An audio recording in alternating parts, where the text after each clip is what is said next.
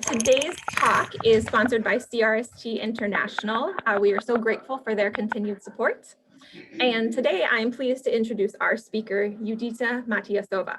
She has been working as a professional journalist for Czech media since 2003 and focuses on historical stories, mainly of Czech immigrants abroad.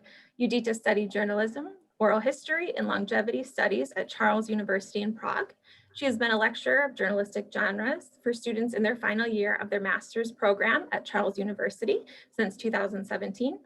Together with Jan Jinde, she wrote the book Journeys with Franz Kafka in 2009, and she founded the project Sophie's Choice, The Czech Way, which documented the forgotten Czech stories of teens abroad, which she will be speaking about today.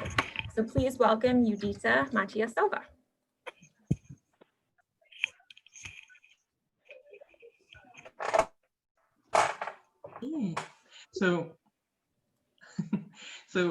Thank you very much, Teresa, for this amazing intro and also for this information about our program.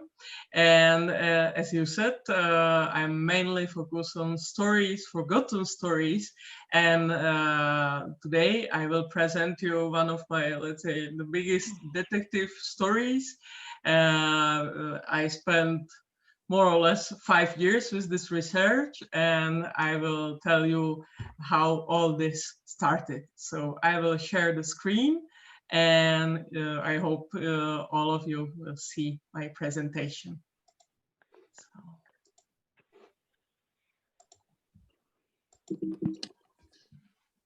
Do you see it, Teresa? Yep, I can see it. Yeah. Okay, perfect. So all my research started with this black and white photo, which you see on the newspaper cover.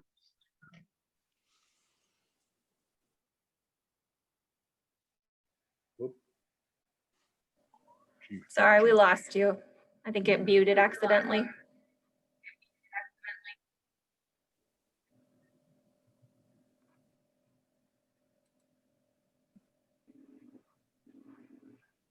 Yeah, do you hear me? Now I can, yep. Now? Yes. Yeah, so you hear me, yeah? Yes. Okay, perfect. So my research started with this black and white photo portrait of Helena Bémová, which you see on the cover page of Czech newspapers. And how I found her and what happened. In 2010, I wrote an article about a project mainly for students of elementary and high schools all around Czech Republic. These students, they were searching for forgotten stories from Jewish community from Czechoslovakia. And one student group, they found this photo of Helena, and they found out that she went to photographer in 1942, and she said, I would like to have some official portrait. So the photographer created portrait, and he said, I will prepare for you all these portraits and come back for photo. And she said, but I have to go. I don't have time because we have to leave the town with my parents. And so he said, okay, so come when you will be back. And then she left the town and she never returned. She died in the concentration camp with her parents, but this photographer, he kept portrait. And after so many years, he was searching through his archives, and he said, who is this girl? I remember she was here, she was my customer, and where is she? And then these students from the same town, they were also searching stories and photos. And then they connected photo and the name, and students discover her story. And they told me, we have no information about Helena's relatives, and we don't know what happened to other relatives. So I published this photo. There I go. Okay, thank you very much. Yeah, so I published this photo and I wrote there that probably no one from her family survived. But few days after, I got a call from one lady and she said, this was my cousin. And I said, really? And so how this happened that you survived? And this woman on you can see it on the right, she told me, I survived because I left Czechoslovakia together with the group of 80 Czech Jewish teenagers, and we went to Denmark. And so it was how we survived. And I was so amazed because I was thinking, I never heard about this story, and it's probably something completely new. And so I asked this lady, and this was the breaking point for me, and I started this research. Now, yeah. So this woman, she told me we was a group of teenagers. We used to go to Zionist young clubs, and maybe you know a little bit about Zionism, but just very shortly, these young people, they were dreaming about life in Palestine. They really would like to be all together, and they wanted to be like a one big community. They wanted to be in this place all together and live as farmers, and it was something like, it sounds like some kind of adventure for them. And of course, when they grow up in Czechoslovakia, it was something like incredible dream. But in those months, in 1938 and 1939, it was not only dream, it was actually a very concrete plan that they started to attend preparatory school for journey to Palestine. As you might know, it was not so easy to go to Palestine because it was under British mandatory. So there was age limit that only teenagers who were 14, 15, 16, they can go there and they can be there as let's say, members of kibbutz, as this community village, let's say. So they were still preparing for this journey, but the situation in Czechoslovakia was more and more problematic. And these young people, they were thinking, yeah, we will go and we will live there as a farmers. Because all of these teenagers, they were originally from towns. They were from Prague, from Brno, from Jihlava, and from other cities, and they never had experience with some manual work. So in the summer of 1939, they went to a small village called Vermniezovice, and they were trying to be as a farmers. And of course, it was not something, I don't know, it was nothing like hard work. They were more like, let's say, assistants of farmers. They were trying to do some field work, but nothing complicated, let's say. And all this group was organized by this team of teachers from preparatory school. All of them, they were from Zionist clubs. And of course, they had very strong connection with Jewish community in Prague and also in Brno. But as I said, situation was more and more complicated in Czechoslovakia. And in the summer, it was almost clear that it would not be possible to go to Palestine directly from Czechoslovakia. It was probably more and more dangerous to send these youngsters.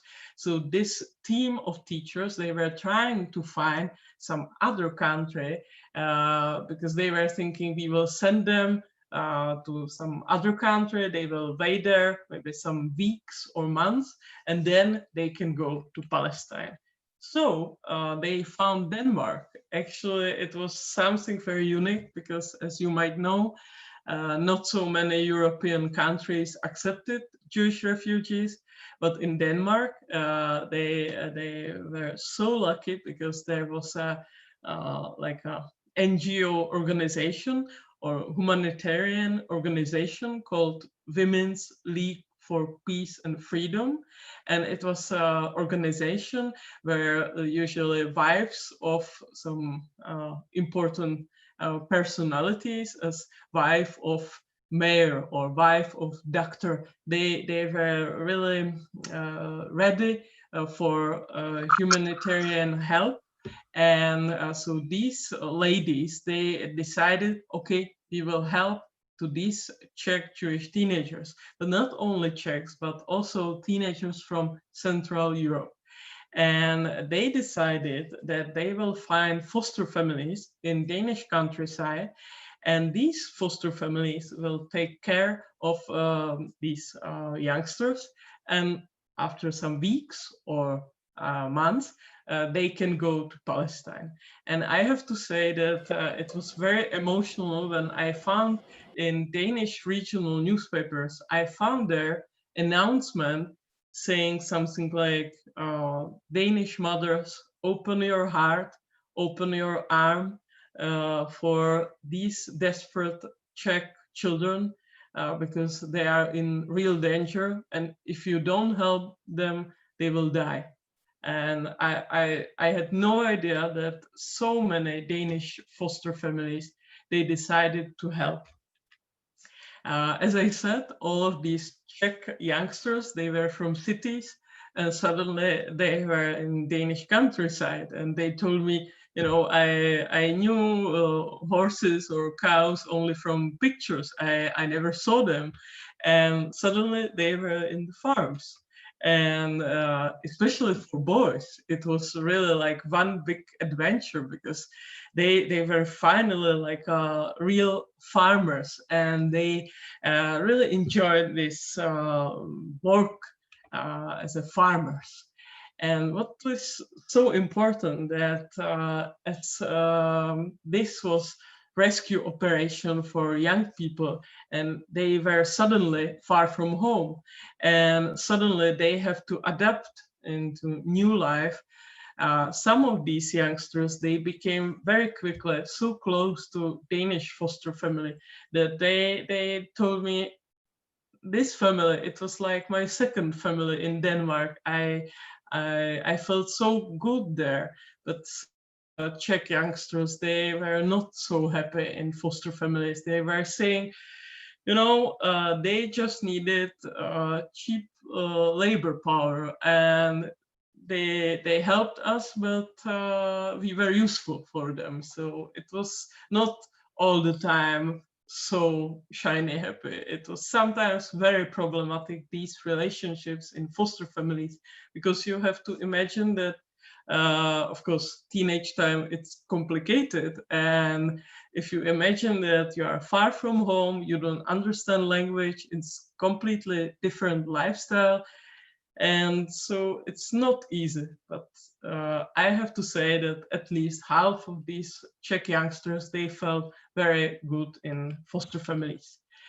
And time to time, they had some hours or whole day, and they can meet together, because all of these Czech teenagers, they were split all around Denmark. So one lived in this farm, and then the other one, they were 15 kilometers or more from this one. So they hadn't so much possibilities to meet all together.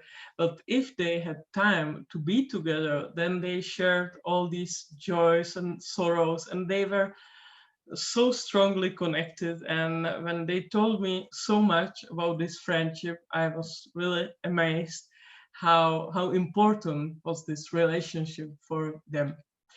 And they enjoyed all the time together. They were discussing all the problems, and of course there were first love and first disappointment, and they were so special, like as a collective. But in October 1943, there was big action all around Denmark, when Nazi guards, they decided to catch all Jewish refugees in Denmark. So also these Czech teenagers. Of course, they were almost adults. They were 17, 18 in those days, and they had just a few hours to go from central Denmark to the eastern coast of Denmark. And as you can see, all these red points on the coast, these red points are little fishermen villages where people from these small villages, they were trying to help to Jewish refugees. And once again, and I still repeat this, I really admire what Danish people, what they did for all these refugees, because they, of course, it was very risky. If some fishermen, if some Nazi control catch these fishermen, these refugees, you can imagine what might happen. And I remember a very nice story of one of these Czech boys. He told me there was a big group of refugees and fishermen had only just a few places in the small boat. So he asked, okay, so what's your profession? He asked some of these refugees, and he said, I am the owner of the factory. So fishermen said, okay, so give me 500 crowns. And then he asked the other man, so what's your profession? And he said, I am carpenter. Okay, so 50 crowns. And then these Czech teenagers came to the fisherman and he said, okay, so what's your profession? And they said, we would like to be farmers. And he was just so surprised. So then he said, okay, for free. And so they went to the boat, and then they spent almost 12 hours hidden in the boat, and they were going from Danish coast to Sweden, as Sweden was a neutral country. So they went there, and this moment of escape was also the moment when this amazing collective was, like everybody had to go his or her own way. So they lost connection for 70 years during this escape. And then new life in Sweden started, actually. So everybody had to find some job, or they, girls, they started to work as a nannies, or they were working in some factories. And boys, they applied that they would like to join our Czechoslovak army in England. And of course, it wasn't very easy to go from Sweden to England, because you cannot travel, of course, in those days. So they had to spend at least half a year. They were waiting for transfer from Sweden to England, and then, yeah, sorry, yeah. So when war was over, then all these youngsters, already adults, they were thinking what to do right now, because they returned to Czechoslovakia and they found out that nobody survived. From all entire family, all siblings and cousins and everybody died in the camp. And it was so difficult for these Czech youngsters to stay in Czechoslovakia, because they saw their house, their street, but is it still your home if you don't have your family? Is it still home without your beloved ones? So for them it was so emotional that most of them, they decided to go back to Scandinavia, or finally go to Palestine and live in kibbutz. So on this picture, you can see how they started in kibbutz. It was very simple way of living, but for some of them, it was finally like a fulfilled dream. And then they met someone, they married, this and this, and they had children. It was like a new start again, new chapter in their life. And of course, they remember all these friends from Czechoslovakia, but they don't know where they are because, as I said, they lost connection during this escape.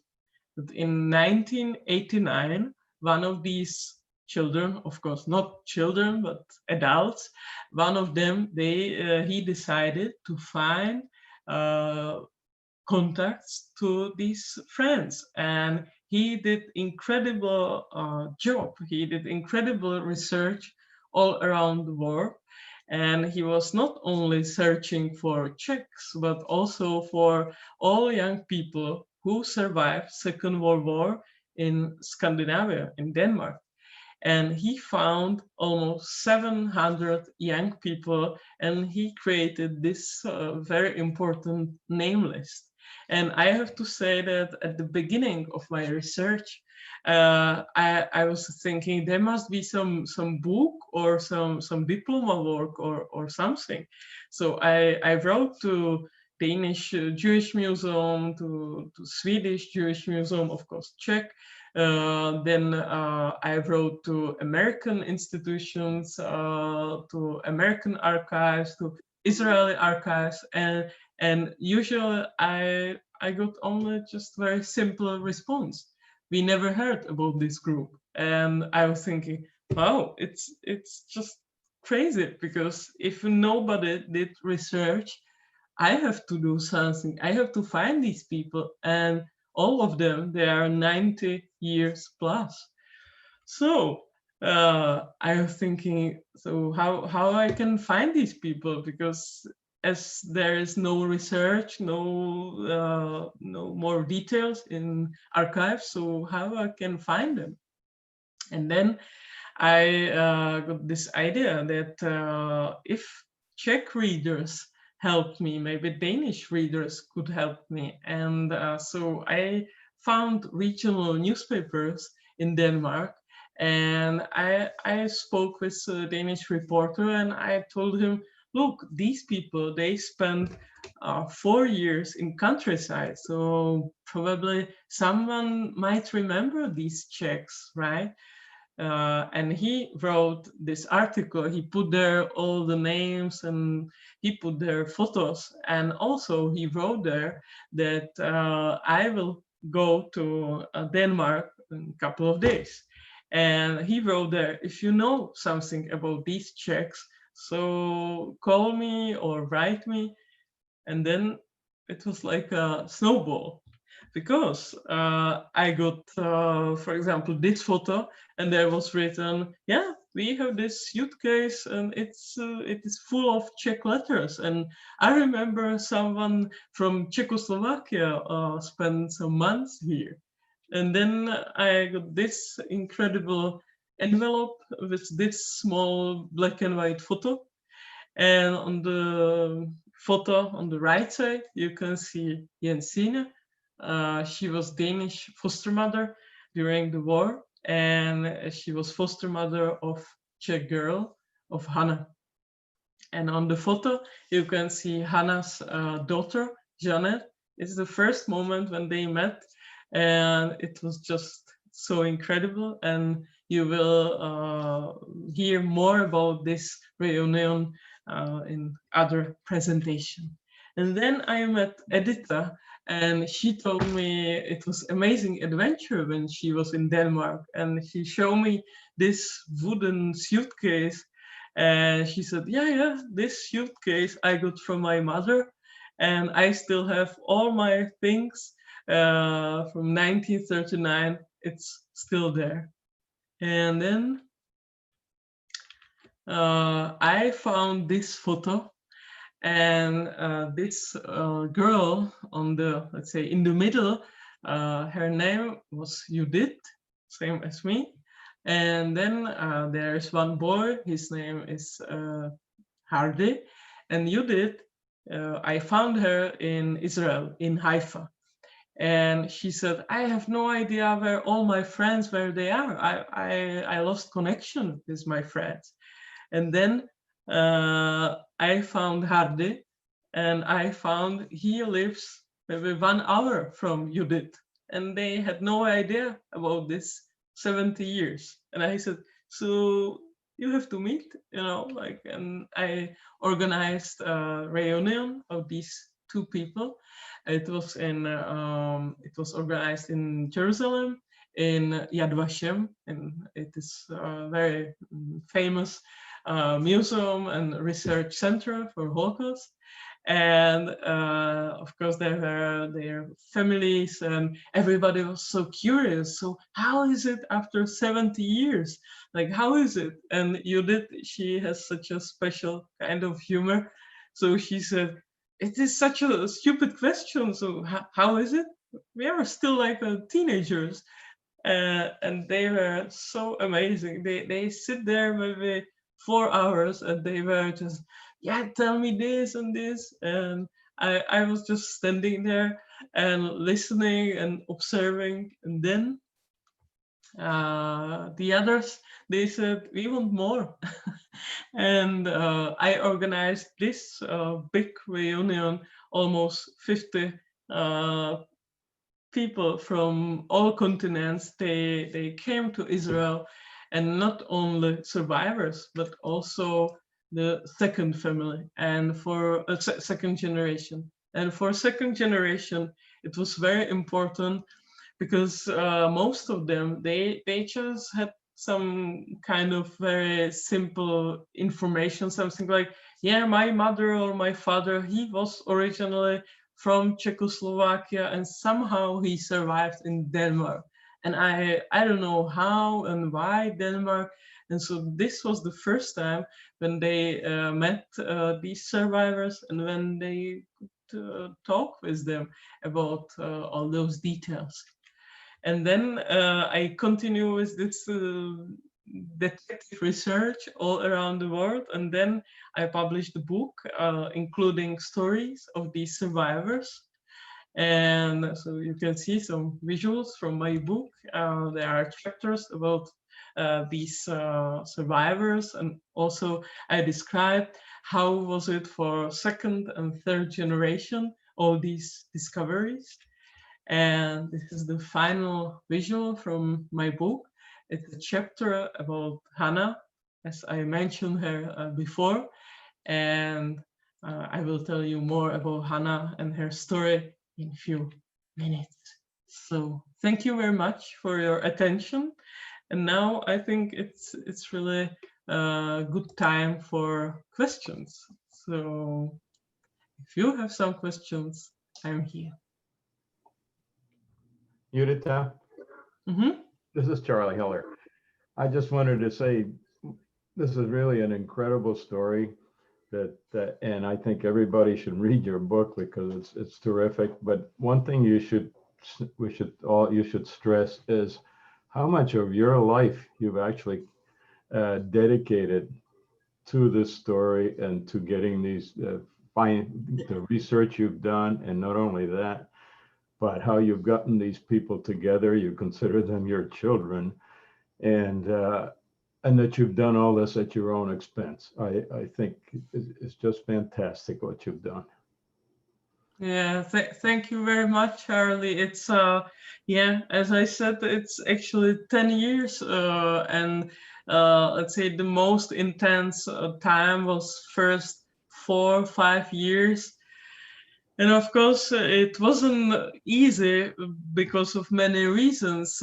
Sometimes it was very emotional to discover these personal stories. Sometimes I was in very complicated situation because some families, they were really waiting for stories of their mother or father, and they were surprised because he or she told me all these stories, and not to children and grandchildren. And of course, it's some kind of psychological problem because these survivors, they didn't want to transfer trauma to own family, so they rather talk to me as a stranger.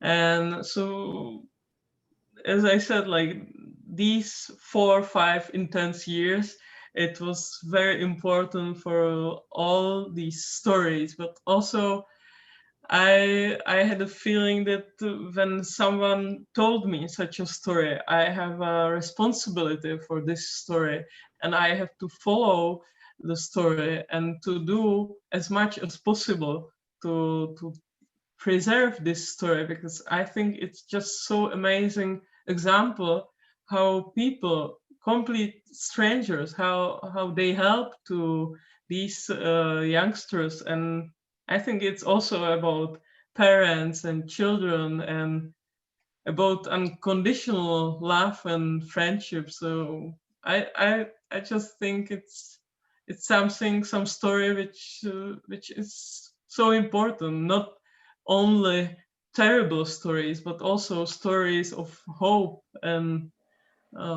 help. So that's just the reason why I spend so much time with this. We do have some questions in the Yeah. chat. Yeah. The first one is, what was it like for you emotionally when you were able to reunite and connect the survivors? Yeah, it's it's difficult to describe because it's a little bit foggy in my memory, because it was such a happy moment. It was, but of course I combined all my activities in one day, because I was like a organizer, but also I was like a reporter, and also I was there just with my heart, and to see all these people as they came to each other and they were hugging, and they were saying, saying, I was in love with you when I was 14 and you didn't know it. And she said, so you didn't tell me?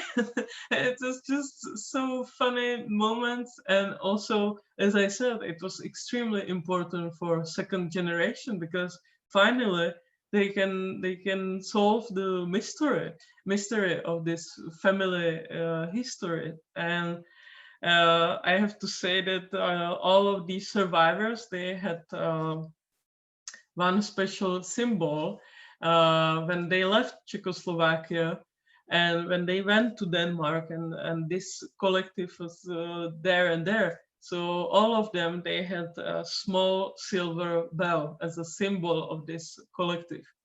And at this reunion, I had no idea what they are preparing, but they just said, we have something for you. And then they brought a small box, and there was this silver bell, and they said, you are one of us. So yeah, so it's difficult to describe. That's amazing. Just a comment that your dedication to this is amazing from someone, and then just wondering how many of these teenagers, not teenagers anymore, are still living today.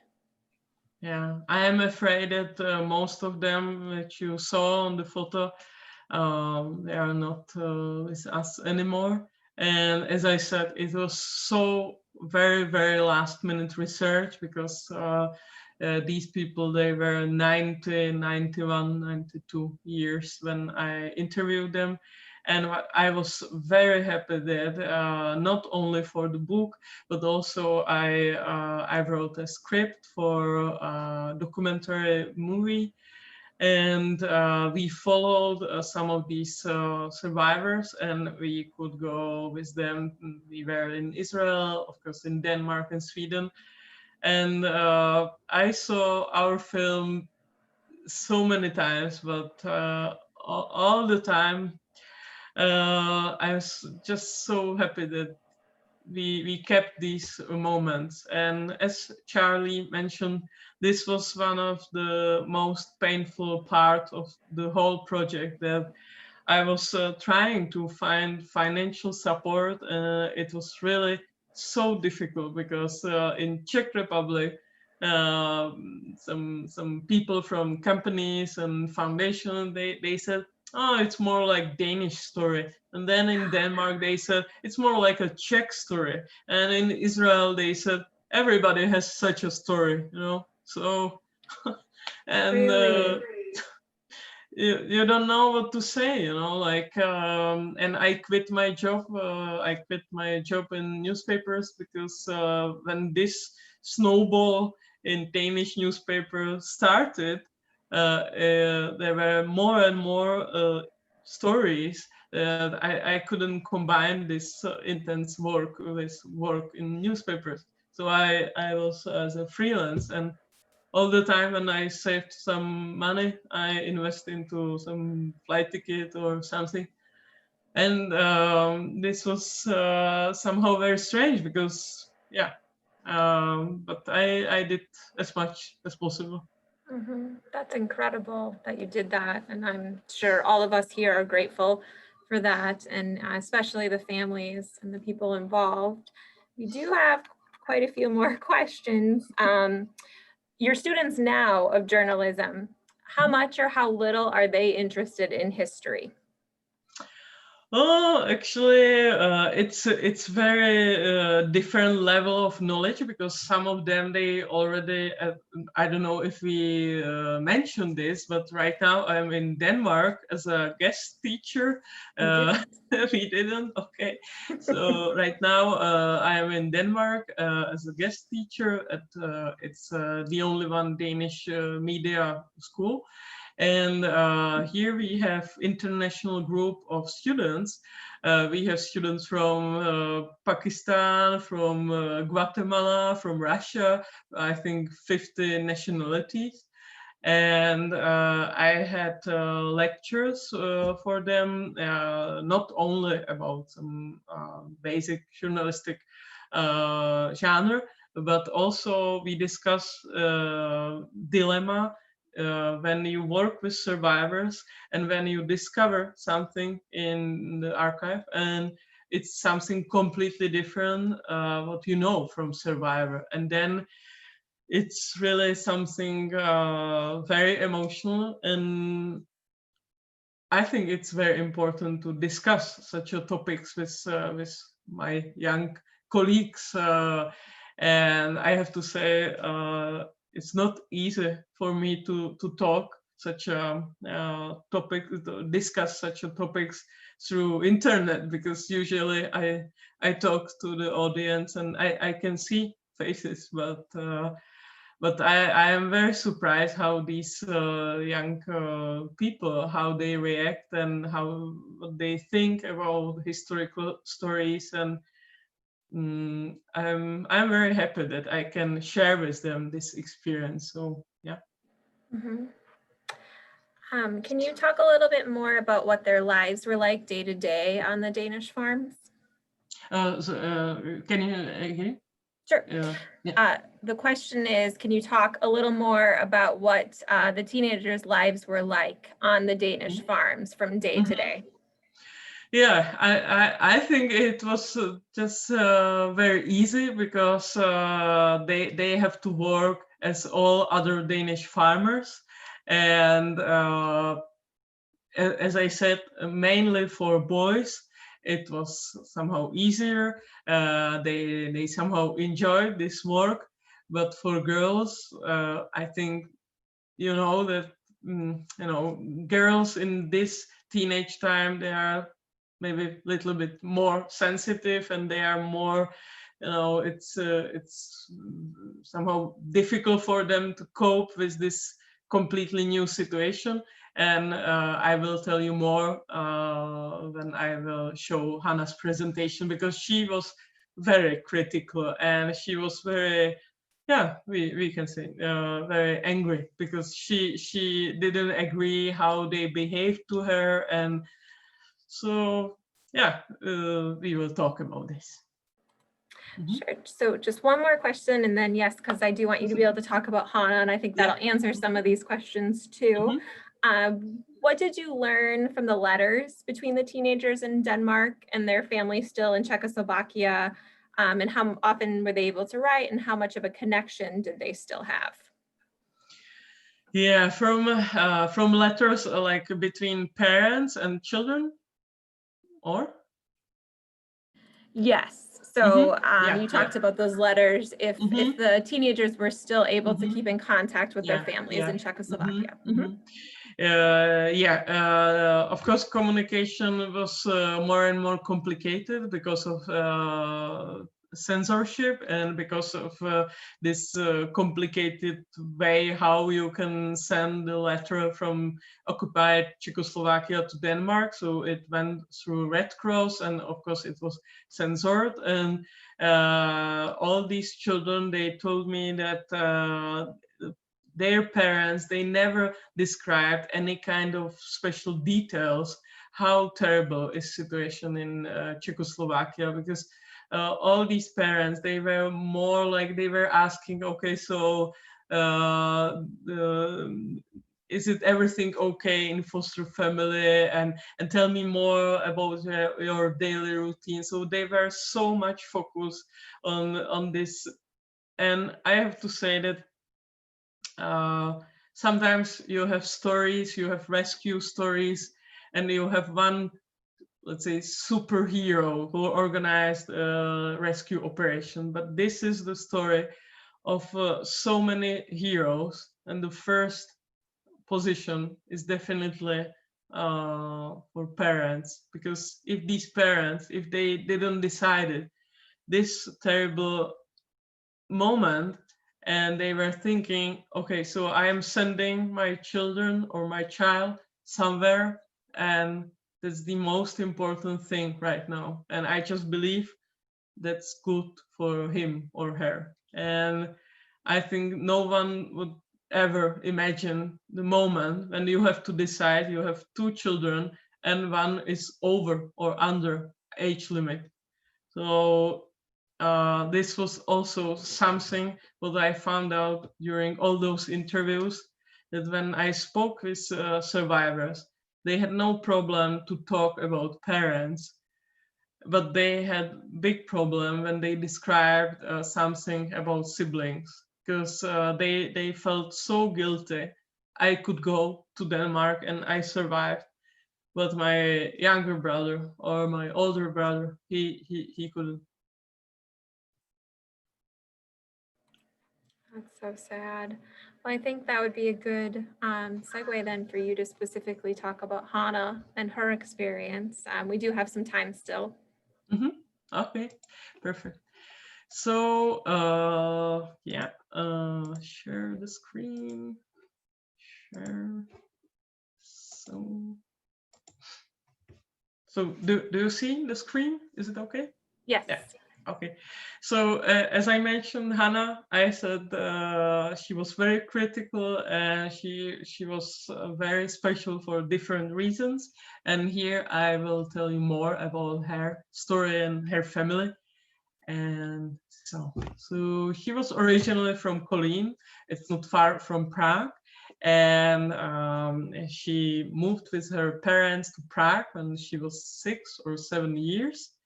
And she was really like a super active student. She attended very famous high school. She was dreaming about university, and she had no dreams about Palestine and kibbutz. She had no dreams about living in community group. She was absolutely focused on this journey, being as a very good student. And in 1939, she was 14, and she got from one friend, she got a diary. And I have to say that, of course, everybody knows Anne Frank diary, everybody knows probably also about diaries in Theresienstadt. But this is something completely different. I had opportunity to read diaries from maybe 10 of these Czech teenagers, and this one, which was written by Hana, it's so special, this diary, because it's not only this typical teenage time problems. Yeah, of course, she described I fell in love with this boy and this, but she had real literary talent. And for me, as a person of media, I had a feeling that if she could develop this talent, she can be really famous writer. And as I said, she was very critical. She described in her diary what she has to do. And I choose this quote from her diary. So I give you some seconds to read, because I think you will understand more about her.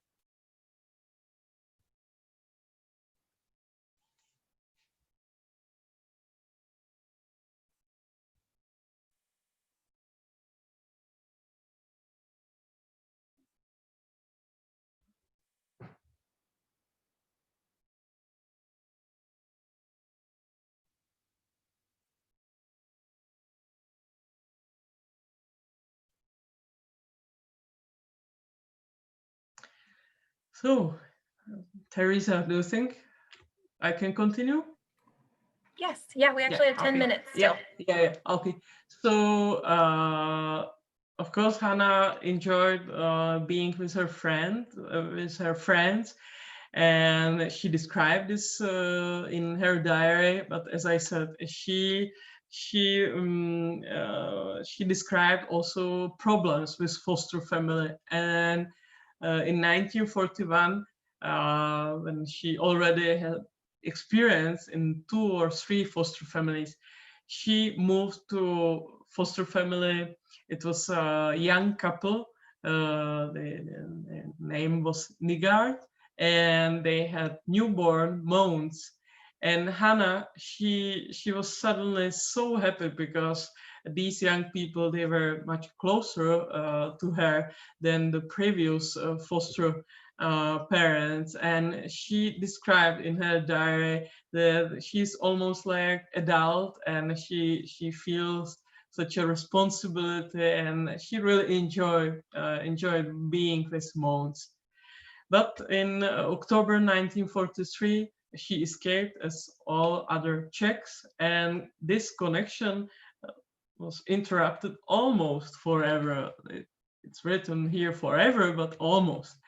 And then when my article was published, or not my article, but I mean like this article in Danish regional newspapers, then I got this message from foster mother from Jensine Nigard, and she wrote me, "I remember Hana, I have these letters, and I know she was so amazing, and I have no idea if she survived or what happened to her." And then this was another special moment, and as I said, it was incredible. Because I found out that Hana survived. She escaped to Sweden, and when war was over, she stayed some months in Czechoslovakia, and then she accepted invitation from her relative, and she moved to America, and she settled in Boston. And she had 3 children. Here you can see her daughter Janet with this black jacket or pullover, and Janet came to Denmark with her daughter Rachel, and they met all together. Jensine Nigard, she was 94 or something, and she didn't speak English, and Janet, she didn't speak Danish, so there was no way how they can talk. But I think they understood each other without words. And of course, there was this possibility we could help them with translation, but she was just repeating, "I'm just so grateful because my mother survived thanks to you." And also, what was very important, this diary written by Hana, it was written in Czech.